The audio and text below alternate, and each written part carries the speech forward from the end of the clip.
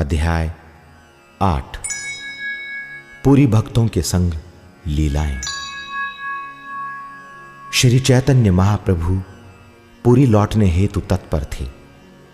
जाने से पहले उन्होंने सनातन गोस्वामी को वृंदावन में रूप तथा अनुपम को मिलने तथा वहां वैष्णव आचार के नियमों पर ग्रंथ लिखने, वृंदावन क्षेत्र में कृष्ण की लीला स्थलियों को खोजने तथा पुनर्निर्माण करने, विभिन्न स्थानों पर कृष्ण के अर्चा की स्थापना करने, कृष्ण भावनामृत के प्रचार में स्वयं को समर्पित करने तथा वृंदावन जाने वाले भगवान चैतन्य के भक्तों को निवास तथा भरण पोषण करने का निर्देश दिया।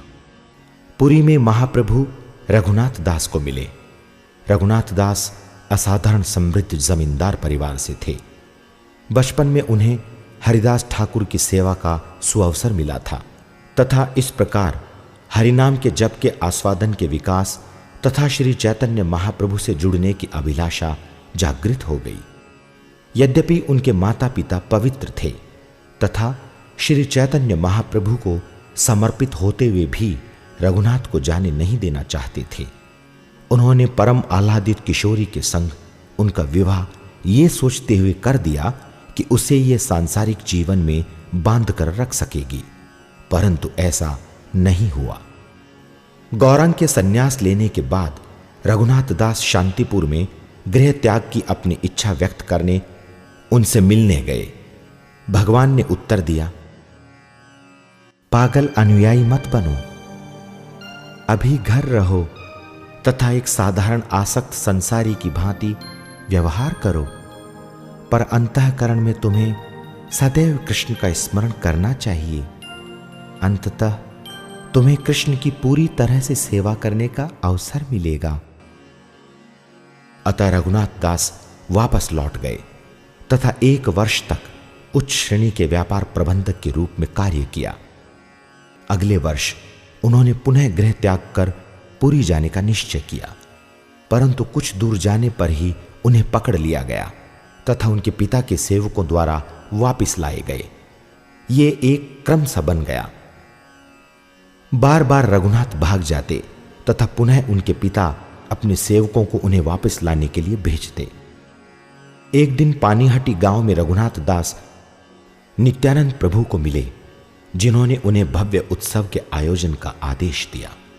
रघुनाथ दास ने उपस्थित हजारों को चिवड़ा तथा दही तथा अन्य कई प्रकार के सुस्वादु व्यंजनों से भोजन करवाया। तदुपरांत रघुनाथ दास ने भगवान नित्यानंद की कृपा हेतु प्रार्थना की। उन्होंने याचना की, आपकी कृपा के बिना मैं श्री चैतन्य महाप्रभु की शरण नहीं प्राप्त कर सकता, परंतु यदि आप कृपा करें तो अधम से अधम भी उनके चरण कमलों की शरण ग्रहण कर सकते हैं। भगवान नित्यानंद ने कहा, प्रिय रघुनाथ, शीघ्र ही श्री चैतन्य महाप्रभु तुम्हें स्वीकार करेंगे तथा तुम्हें अपने सचिव स्वरूप दामोदर के अधीन रखेंगे। अतः तुम भगवान के श्रेष्ठ विश्वस्त सेवकों में से एक बनोगे। भगवान नित्यानंद से रघुनाथ दास का मिलन यह व्यक्त करता है कि कोई भी भगवान नित्यानंद की कृपा प्राप्त किए बिना भगवान चैतन्य के शरण ग्रहण नहीं कर सकता। घर लौटने पर रघुनाथ दास को भागने का शीघ्र ही एक अवसर प्राप्त हुआ। अल्प प्रयुक्त मार्ग पर प्रतिदिन 50 किलोमीटर चलकर वे 12 दिनों में पुरी पहुंचे। निम्नलिखित निर्देश देते हुए महाप्रभु ने रघुनाथ को स्वरूप दामोदर को सुपुर्द कर दिया। साधारण लोगों की भांति बात मत करना तथा न ही उनका वार्तालाप सुनना। सुस्वादु व्यंजन तथा ऐश्वर्यवान वस्त्र मत पहनना। सम्मान की अपेक्षा किए बिना अन्यों को आदर देना। सदैव भगवान कृष्ण के नाम का जप करो तथा मन के भीतर वृंदावन में राधा और कृष्ण की सेवा करो। चाहे रघुनाथ दास अति समृद्ध कुल से थे, परंतु पुरी में उनका जीवन त्याग की पराकाष्ठा का आदर्श था। प्रथम 5 दिन भगवान चैतन्य ने अपने निजी सेवक गोविंद द्वारा उन्हें प्रसाद भेजा, परंतु 6ठे दिन से अकिंचन वैष्णव की रीति का पालन करते हुए प्रत्येक संध्या मंदिर के द्वार पर भिक्षा मांगना आरंभ कर दिया। कुछ समय बाद दूसरों के योगदान पर आश्रित रहना वेश्यावृत्ति के तुल्य मानते हुए उसका भी त्याग कर दिया तथा उदर पूर्ति हेतु दान कक्षिकाओं से जो कुछ दान में एक बार मिलता उसे ग्रहण करते, परंतु बाद में उन्होंने इसे ग्रहण करना बंद कर दिया तथा मात्र सड़े हुए चावल प्रसाद इकट्ठा करते जिन्हें गायें भी नहीं खाती थीं। वे सड़े अन्न को पानी से अच्छी तरह धोते तथा नमक के साथ उनके मध्य का सख्त भाग खाते। रघुनाथ दास के आत्मसंयम से प्रसन्न महाप्रभु उनसे मिलने गए तथा कहा, कौन से सुस्वादु व्यंजन का तुम आस्वादन कर रहे हो? कुछ मुझे क्यों नहीं देते? उन्होंने एक मुट्ठी चावल छीनकर खाते हुए घोषणा की, मैंने ऐसे सुस्वादु अद्भुत प्रसाद का कभी आस्वादन नहीं लिया।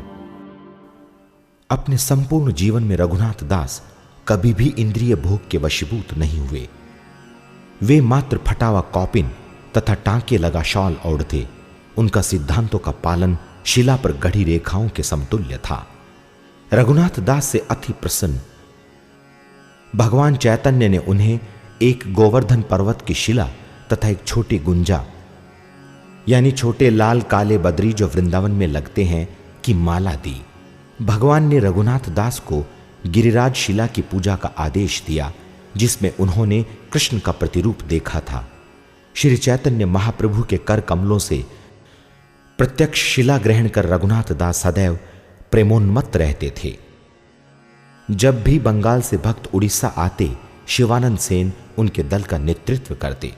वे मार्ग में प्रसादम तथा शिविर का आयोजन करते, नदी पार करने हेतु नावों का प्रबंध तथा मार्ग में पड़ने वाले चुंगी कर अदा करते। एक बार पुरी की ओर जाते हुए भक्त निरंतर हरे कृष्ण कृष्ण कृष्ण हरे हरे, हरे राम राम राम हरे हरे का कीर्तन कर रहे थे। तभी एक श्वान उनका अनुगमन करने लगा। शिवानंद सेन ने उसे वैष्णव दल में सम्मिलित जानकर उसे भी वैष्णव माना, अतः उसने श्वान के लिए भी प्रतिदिन भोजन की व्यवस्था कर दी। एक चोंगी केंद्र पर संग्राहक ने शिवानंद सेन को प्रताड़ित किया। शिवानंद सेन ने विनती की, उन्हें जाने दो तथा ये वस्तुएं मैं लोगों में विनष्ट करवाऊंगा। मेरे दल के सदस्य थके हुए तथा भूखे हैं। चुंगी संग्राहक मान गया, अतः शिवानंद को छोड़कर सभी आगे बढ़ गए। जब देर शाम को शिवानंद वहां पहुंचे, उन्होंने पूछा, क्या सभी ने प्रसाद ग्रहण कर लिया? सभी भक्तों ने उत्तर दिया, हां, उन्होंने प्रसाद ग्रहण कर लिया है। शिवानंद ने तब श्वान के संबंध में पूछा। श्वान को भोजन नहीं दिया गया था तथा कोई भी उसे ढूंढ नहीं पाया। क्योंकि सभी का ध्यान रखना उनका कर्तव्य था, परंतु वे श्वान के भरण पोषण में असफल होकर दुखी हो गए कि उन्होंने अपराध किया है तथा उस रात्रि उपवास का निश्चय किया। जब दल पुरी पहुंचा तथा शिवानंद चैतन्य महाप्रभु से मिलने गए, उन्होंने देखा भगवान उसी श्वान को प्रसाद डाल रहे हैं जो अपने मुंह से प्रसाद पकड़ रहा था। गौरांग ने कुत्ते से कहा, हरे कृष्ण बोलो। महाप्रभु के प्रभाव से वो श्वान कीर्तन करने लगा। ये देख शिवानंद ने कुत्ते को प्रणाम किया। अगले दिन से कुत्ता कभी दिखाई नहीं दिया, क्योंकि चैतन्य महाप्रभु की कृपा से वो भगवत धाम लौट गया था। क्योंकि श्वान योनि में त्याज्य था, किसी प्रकार उसने महावैष्णवों का सानिध्य प्राप्त किया था। गौरांग ने इसे मुक्त कर दिया।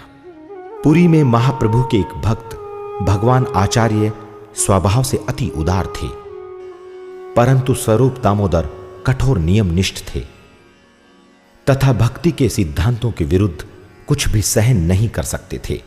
अतः स्वरूप दामोदर ने कई बार भगवान आचार्य की विलक्षणता पर प्रश्न चिन्ह लगाया था। एक बार भगवान आचार्य के कनिष्ठ भ्राता गोपाल उसे मिलने आए। गोपाल वाराणसी में अध्ययन कर रहे थे तथा शंकराचार्य के भाष्य अनुसार वेदांत सूत्र की व्याख्या करने में दक्ष थे। जो जीव को पूर्ण पुरुषोत्तम भगवान के समतुल्य बनाने का मिथ्या प्रयास है। प्रत्यक्षतः अपने भ्राता की शास्त्रीय दक्षता से प्रभावित भगवान आचार्य ने गोपाल की व्याख्या सुनने हेतु स्वरूप दामोदर को आमंत्रित किया।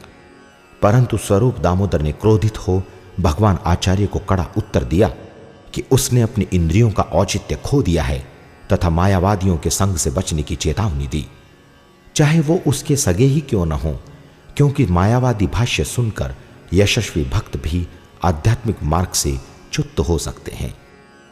अतः भगवान आचार्य ने गोपाल को दूर भेज दिया तथा उससे सारे संबंध विच्छेद कर दिए। एक बार भगवान आचार्य ने चैतन्य महाप्रभु को प्रीति भोज हेतु आमंत्रित किया। वो भगवान को उपलब्ध श्रेष्ठ चावल देना चाहता था, अतः उन्होंने छोट हरिदास को श्री चैतन्य महाप्रभु की तपस्विनी भक्तिन माधवी देवी के घर भिक्षा हेतु भेजा। प्रसाद लेते समय चैतन्य महाप्रभु ने चावल की गुणवत्ता की प्रशंसा की तथा पूछा कि ये कहां से आए हैं। भगवान आचार्य ने कहा, ये माधवी देवी द्वारा प्रदत्त हैं। तब चैतन्य महाप्रभु ने पूछा, माधवी देवी के यहां से कौन भिक्षा मांगकर लाया है? भगवान आचार्य ने छोट हरिदास का नाम लिया। प्रसाद ग्रहण करने के उपरांत चैतन्य महाप्रभु ने अपने सेवक गोविंद को आदेश दिया कि आगे से छोट हरिदास को मुझसे मिलने की आज्ञा नहीं है। उपस्थित भक्त विस्मित थे कि छोट हरिदास श्री चैतन्य महाप्रभु का घनिष्ठ ब्रह्मचारी भक्त था, जिसके गायन की भगवान अति प्रशंसा करते हैं। स्वभावतः उन्होंने महाप्रभु से छोट हरिदास के किए अपराध के विषय में जानना चाहा। भगवान ने उत्तर दिया, वे त्यागी में कामों की इच्छाओं को सहन नहीं कर सकते। गौरांग ये जान सकते थे कि छोट हरिदास ने माधवी देवी के सदन में युवा स्त्री देखी है और काम उसके हृदय में वहां से प्रज्वलित हो गया है।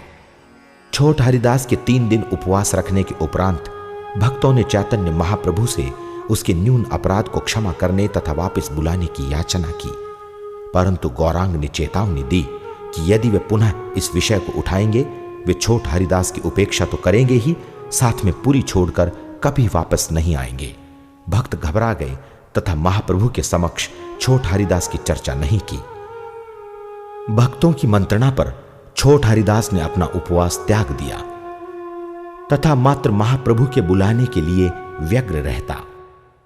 हरिदास ने पूरा 1 वर्ष मार्ग पर महाप्रभु की प्रतीक्षा की, जिस मार्ग से महाप्रभु जगन्नाथ मंदिर जाते थे, तथा बहुत दूर से उनके दर्शन करता और उन्हें प्रणाम करता, परंतु महाप्रभु ने उसे नहीं बुलाया। तब हरिदास प्रयाग चला गया, जहां उसने गंगा तथा यमुना के संगम में डूबकर प्राण त्याग दिए। कुछ समय पश्चात ही पुरी में समुद्र किनारे एक रात को चलते हुए स्वरूप दामोदर तथा उनके संग भक्तों ने आकाश से मधुर ध्वनि सुनी। ये हरिदास की भांति थी। अतः भक्तों ने अनुमान लगाया कि हरिदास ने दुखी होकर आत्मदाह कर लिया है तथा प्रेत बन गया है, परंतु स्वरूप दामोदर ने प्रतिरोध करते हुए कहा कि भगवान चैतन्य का घनिष्ठ संगी प्रेत नहीं बन सकता, बल्कि हरिदास ने दिव्य शरीर को प्राप्त किया है। वास्तव में ये उचित था। दूसरों के लिए अदृश्य हरिदास चैतन्य महाप्रभु के लिए भजन गाता, जिसे उन्होंने पुनः स्वीकार कर लिया। भगवान का बाह्य निष्ठुर व्यवहार इस निष्कर्ष की ओर संकेत करता है कि यदि कोई साधु की भूमिका स्वीकार करता है तो उसे ढोंग पूर्वक भौतिक इच्छाएं नहीं रखनी चाहिए। गौरहरि की प्रार्थना पर सनातन गोस्वामी उनसे मिलने वृंदावन से पुरी आए। मार्ग में झारखंड के जंगलों में सनातन गोस्वामी ने प्रदूषित जल में स्नान कर दिया, जिससे वे एक रोग से ग्रस्त हो गए और उनके शरीर में खुजली के कारण पीप स्राव के घाव हो गए। पुरी में सनातन गोस्वामी ने हरिदास ठाकुर के साथ निवास किया, जिन्हें चैतन्य महाप्रभु प्रतिदिन मिलने आया करते थे। प्रतिदिन भगवान सनातन की इच्छा के विरुद्ध उनका आलिंगन करते, चूंकि सनातन स्वयं को नीच तथा अधम मानते थे और निश्चित रूप से ये नहीं चाहते थे कि उनके शरीर का पीप चैतन्य महाप्रभु को छुए। सनातन ने अप्रसन्नतापूर्वक विचार किया, मैंने भारत की पवित्र भूमि पर जन्म लिया, फिर भी मैं इस रुग्ण तथा व्यर्थ शरीर से कोई सेवा नहीं कर सकता। मैं आगामी जगन्नाथ रथ यात्रा में जगन्नाथ जी के रथ के पहिए के नीचे आकर इसे त्याग दूंगा। प्रत्येक के हृदय में विराजमान भगवान चैतन्य सनातन के आशय को जान सकते थे और उन्होंने उससे पूछा, तुम किस प्रकार के भद्र पुरुष हो? तुमने पहले ही मुझे अपना जीवन समर्पित कर दिया है। तुम्हारा शरीर मेरी संपत्ति है, इसे नष्ट करने का तुम्हें कोई अधिकार नहीं। सनातन ने उत्तर दिया कि वो भगवान के आलिंगन करने से अप्रसन्न है, क्योंकि अपराध का कारण है। महाप्रभु ने बल देकर कहा, क्योंकि सनातन एक महान भक्त है, अतः वो उसका आलिंगन अपने को पवित्र करने हेतु करते हैं। ये कहते हुए चैतन्य महाप्रभु ने सनातन को पुनः पकड़ लिया और इस बार सभी प्रकार के रोग तथा घाव समाप्त हो गए। भगवान ने सनातन से कहा, मुझे वृंदावन तथा मथुरा में कई महत्वपूर्ण कार्य करने हैं, परंतु अपनी माता को वचन देने के कारण मुझे पुरी में रहना है। मुझे ये तुम्हारी देह द्वारा करने हैं, इसे नष्ट मत करो। चैतन्य महाप्रभु के जाने के उपरांत हरिदास ठाकुर ने भी सनातन गोस्वामी का आलिंगन किया। उन्होंने कहा, तुम महाभाग्यवान हो कि चैतन्य महाप्रभु ने तुम्हारी देह को निजी संपत्ति मानकर स्वीकार किया है तथा मथुरा की पवित्र भूमि पर महत्वपूर्ण सेवाएं करने हेतु अपना प्रतिनिधि नियुक्त किया है। महाप्रभु के एक संबंधी प्रद्युम्न मिश्र कृष्ण कथा सुनने हेतु उनके पास आए, जिन्होंने उसे रामानंद राय को मिलने का आदेश दिया। प्रद्युम्न मिश्र ने रामानंद के आने तक उनके घर लंबी प्रतीक्षा की। रामानंद ने क्षमा याचना करते हुए कहा कि उन्हें प्रद्युम्न मिश्र के आगमन की सूचना नहीं थी और वे देवदासियों को तैयार करने में व्यस्त थे तथा उन्हें भगवान जगन्नाथ के लिए किस प्रकार नृत्य करना है सिखा रहे थे। चूंकि बहुत देर हो चुकी थी, अतः अपना आने का उद्देश्य बताए बिना वे अपने निवास स्थान वापस लौट आए। बाद में जब चैतन्य महाप्रभु ने रामानंद राय से भेंट के विषय में पूछा, तो प्रद्युम्न मिश्र ने आदरणीय भद्र व्यक्ति द्वारा अपने हाथों से देवदासियों को तैयार करने पर आश्चर्य व्यक्त किया। चैतन्य महाप्रभु ने व्याख्या की कि जो कुछ रामानंद राय के लिए संभव है वो अन्यों के लिए असंभव है। उनके हृदय में लेश मात्र भी काम इच्छा नहीं है। देवदासियों को तैयार करते समय वे मात्र ये सोच रहे थे कि किस प्रकार उन्हें सुंदरतापूर्वक सजाया जाए, जिससे वे अपने प्रदर्शन द्वारा भगवान जगन्नाथ को प्रसन्न कर सकें। अतः अगले दिन प्रद्युम्न मिश्र रामानंद राय से मिलने गए तथा ऐसी अद्भुत कृष्ण कथा सुनी कि उनका हृदय पूर्णतः संतुष्ट हो गया। एक बंगाली कवि ने भगवान जगन्नाथ तथा भगवान चैतन्य की तुलना करते हुए एक नाटक की रचना की थी, जिसकी सभी भक्तों ने प्रशंसा की तथा चैतन्य महाप्रभु को सुनाना चाहते थे। परंतु उस समय का नियम था कि कोई भी साहित्य स्वरूप दामोदर द्वारा मूल्यांकित किए बिना महाप्रभु को प्रस्तुत नहीं किया जा सकता था, क्योंकि महाप्रभु किसी भी रचना को जिसमें हल्का सा भी भक्ति रस के सिद्धांतों के विरुद्ध कुछ होता पसंद नहीं करते थे। जैसे ही बंगाली कवि ने परिचयात्मक श्लोक पढ़े, स्वरूप दामोदर समझ गए कि इसमें दार्शनिक भ्रांतियां हैं। फलस्वरूप उन्होंने कवि को शुद्ध कृष्ण भक्त से श्रीमद् भागवतम सुनने तथा चैतन्य महाप्रभु के पूर्ण शरणागत होने की मंत्रणा दी।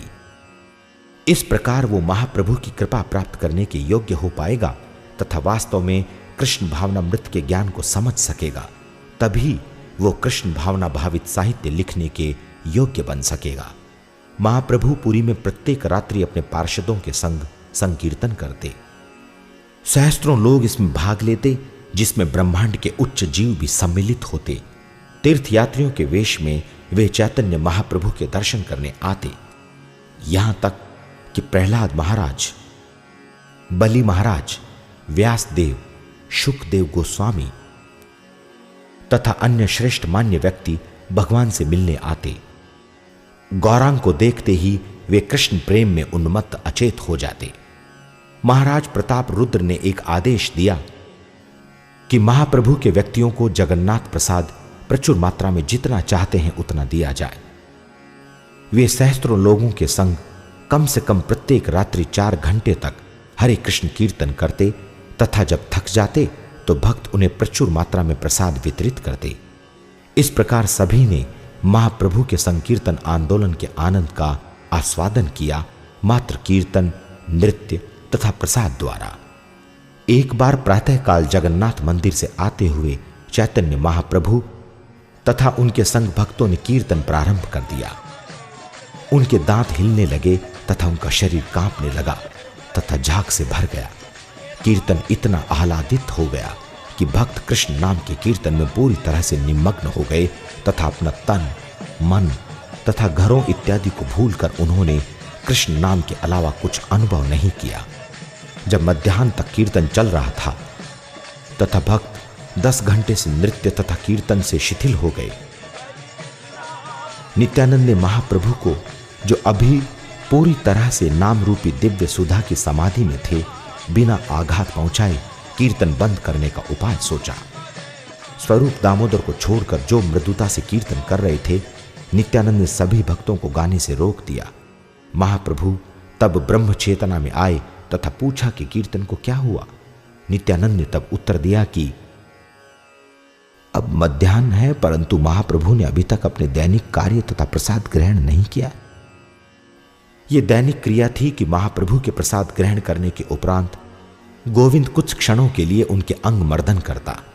तदुपरांत महाप्रभु के निद्रा में चले जाने पर ही गोविंद उच्छिष्ट ग्रहण करता। परंतु दिन के भव्य कीर्तन के बाद गौरहरि इतने थक गए कि वे अपने कक्ष में लौटते ही द्वार के रास्ते पर गिर गए। गोविंद ने भगवान को कहा कि वे थोड़ा सा हिलें ताकि वो अंदर आकर उनका अंग मर्दन कर सकें। महाप्रभु ने उत्तर दिया, मैं इतना थक गया हूं कि हिल नहीं सकता, जो ठीक लगता है करो। अतः गोविंद ने अपने बहिर्वास महाप्रभु के शरीर पर डाल दी, प्रणाम किया, उनके ऊपर से निकला तथा अंग मर्दन करने लगा। विश्राम उपरांत जागने पर गोविंद को अभी भी अपने पास बैठा देख गौरांग ने थोड़ा क्रोधित होते हुए पूछा, तुमने अभी तक प्रसाद क्यों नहीं लिया? गोविंद ने उत्तर दिया कि मैं भगवान के शरीर को नहीं लांघना चाहता था। महाप्रभु ने पूछा, परंतु तुम अंदर कैसे आए? गोविंद ने उत्तर नहीं दिया, परंतु विचार करने लगा, अपने स्वामी की सेवा हेतु मैं अपराध कर सकता हूं तथा नरक भी जा सकता हूं, परंतु अपनी इंद्रिय तृप्ति के लिए मैं स्वप्न में भी छोटे से अपराध की छाया भी नहीं चाहता। एक दिन हरिदास ठाकुर के पास जगन्नाथ प्रसाद देने गए गोविंद ने देखा वे नीचे लेटे हैं, प्रत्यक्षतया रुग्ण तथा धीरे धीरे जप कर रहे थे। गोविंद ने पूछा, क्या हुआ? हरिदास ने कहा, मैं अपनी मालाएं पूर्ण नहीं कर सकता। गोविंद ने प्रसाद रखा तथा महाप्रभु को सूचित किया कि हरिदास स्वस्थ नहीं है। अगले दिन भगवान चैतन्य हरिदास से उनका स्वास्थ्य पूछने गए और हरिदास ने पुनः कहा, मेरा रोग यह है कि मैं अपनी मालाएं पूर्ण नहीं कर सकता। महाप्रभु ने कहा, अब तुम वृद्ध तथा पहले से ही पूर्ण भक्त बन गए हो, तुम्हें इतनी अधिक मालाएं करने की आवश्यकता नहीं है। हरिदास ने निवेदन किया, प्रिय प्रभु, कृपया मेरी वास्तविक इच्छा सुने। मैं जानता हूं कि आप इस जगत में अधिक समय नहीं रहेंगे तथा मैं आपके बिना रहने में असमर्थ हूं। कृपया मुझे आपसे पहले जाने की अनुमति दें। महाप्रभु ने तर्क दिया, हरिदास, तुम ऐसे उदात्त व्यक्तित्व हो कि यदि तुम चले जाते हो तो संसार के लिए यह एक महान क्षति होगी। हरिदास ने कहा, मैं तुच्छ हूं, यदि एक चींटी मर जाए तो किसी का क्या जाता है। इसी प्रकार यदि मैं चला जाता हूं तो उसमें हानि क्या है। मैं आपका चंद्रमुख देखते हुए इस धरती को छोड़ना चाहता हूं। अगले दिन महाप्रभु अपने भक्तों के साथ आए तथा हरिदास के गुण तथा चरित्र का वर्णन करने लगे। सभी भक्त हरिदास के संपूर्ण जीवन में किए असाधारण कार्यों तथा भीषण कठिनाइयों में सहनशीलता और विनम्रता से हरिनाम के जप प्रवाह को धैर्यपूर्वक जारी रखने को सुनकर सम्मोहित हो गए। उन्होंने मात्र हरिनाम का निरंतर जप ही नहीं, अपितु दूर दूर तक भगवान नाम के यशोगान का प्रचार किया है। गौरांग ने कीर्तन प्रारंभ किया तथा हरिदास उनके समक्ष घुटनों के बल बैठ गए। जैसे ही ताल में गति बढ़ी, हरिदास ने अपने प्रिय स्वामी के चंद्रमुख पर दृष्टि गड़ा दी तथा बारंबार श्री कृष्ण चैतन्य नाम का उच्चारण करते इस जगत से चले गए। श्री चैतन्य महाप्रभु ने उनके शरीर को अपनी भुजाओं पर उठा लिया तथा नाचने लगे। तब वे तथा भक्तों ने उनके दिव्य स्वरूप को सागर में नहलाया और समुद्र किनारे उनके लिए एक समाधि तैयार की। हरिदास के तेजस्वी शरीर के स्पर्श से सागर अब एक महातीर्थ बन गया। हरिदास के तिरोभाव के सम्मान में एक स्मरणीय उत्सव के आयोजन की इच्छा से भगवान ने स्वयं सभी दुकानदारों से जगन्नाथ प्रसाद की भिक्षा मांगी तथा उपस्थित सभी को कृष्ण प्रेम प्राप्ति का आशीर्वाद दिया। प्रत्येक वर्ष बंगाल के भक्त चातुर्मास के बाद पुरी छोड़ने को अनिच्छुक होते तथा उसी प्रकार महाप्रभु उनके जाने के लिए इच्छुक होते। प्रत्येक वर्ष वे अपना जाना कुछ दिनों के लिए स्थगित कर देते तथा पुनः कुछ दिनों के लिए, जब तक अंततः वे स्वयं को बंगाल के मार्ग पर धकेलते। एक वर्ष उनके जाने के समय भगवान चैतन्य ने कहा, मेरे लिए तुम सभी इतनी कठिनाइयों को सहन कर यहां आते हो, अद्वैताचार्य वृद्ध होने पर भी आते हैं और मेरा वियोग सहन करने में असमर्थ नित्यानंद बंगाल में प्रचार करने के आदेश का उल्लंघन कर यहां आते हैं। आप सभी मुझे इतने प्रिय हैं कि बदले में मैं आपको कुछ नहीं दे सकता। मैं एक अकिंचन सन्यासी हूं जिसके पास देह के अतिरिक्त कुछ नहीं, अतः मैं आपके स्नेह के प्रत्युत्तर मात्र स्वयं को आपको दे सकता हूं। प्रेम से परिपूर्ण ये शब्द सुनकर भक्तों के हृदय पिघल गए तथा उनकी आंखों से अश्रुधारा बहने लगी। चैतन्य महाप्रभु ने सभी भक्तों का आलिंगन किया जो अंततः अपने कर्तव्यों के पालन हेतु परायण कर गए। जगदानंद पंडित भगवान चैतन्य के निकटतम संगी थे जो उनके साथ बचपन से थे। वो पुरी में गौरांग के साथ संन्यास लेने के समय से थे। कृष्ण लीला में जगदानंद सत्यभामा हैं जो कृष्ण की प्रमुख पटरानियों में से एक हैं। जैसे कि सत्यभामा कृष्ण से प्रेमपूर्ण झगड़ा करने में सुविख्यात हैं, उसी भांति जगदानंद चैतन्य महाप्रभु से बहुधा क्रोधित होने में विख्यात थे तथा भगवान ने उनके भावों को स्वीकृत किया था। एक बार महाप्रभु ने जगदानंद को बंगाल में अपनी माता से अपने कार्यों का समाचार लेने हेतु भेजा। वहां पर जगदानंद ने बहुत सा चंदन इकट्ठा किया तथा अति श्रम और कठिनता से उसका तेल महाप्रभु के सिर की मालिश के लिए निकाला। अत्यधिक सावधानी से कि एक भी बूंद न गिरे, जगदानंद इस बहुमूल्य तेल को बड़े बर्तन में पूरी ले आए तथा अति प्रसन्नता से इसे गौरहरि को भेंट किया, परंतु महाप्रभु ने मना कर दिया। उन्होंने कहा,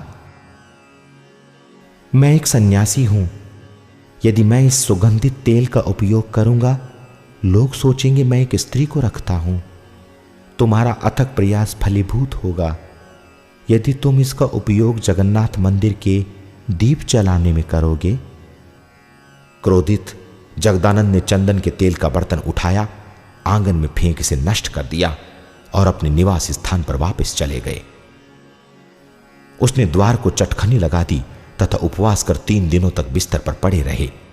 चौथे दिन चैतन्य महाप्रभु आए तथा विनम्रता से पूछा, जगदानंद, कृपया मेरे लिए आज पकाओगे? अपने क्रोध को भूल जगदानंद उठे, नहाए तथा भगवान के लिए भव्य प्रसाद बनाया। उन्होंने निरंतर महाप्रभु की पत्तल बार बार ये कहते हुए भर दी कि वे और लें। भगवान खाते गए क्योंकि उन्हें डर था कि यदि उन्होंने खाना बंद कर दिया तो जगदानंद फिर से विकल हो जाएंगे तथा उपवास नहीं छोड़ेंगे। अंततः भगवान ने जगदानंद से कहा कि उन्होंने सामान्य रूप से जितना लेते हैं उससे 10 गुना अधिक खा लिया है तथा उनसे प्रसाद ग्रहण करने का निवेदन किया।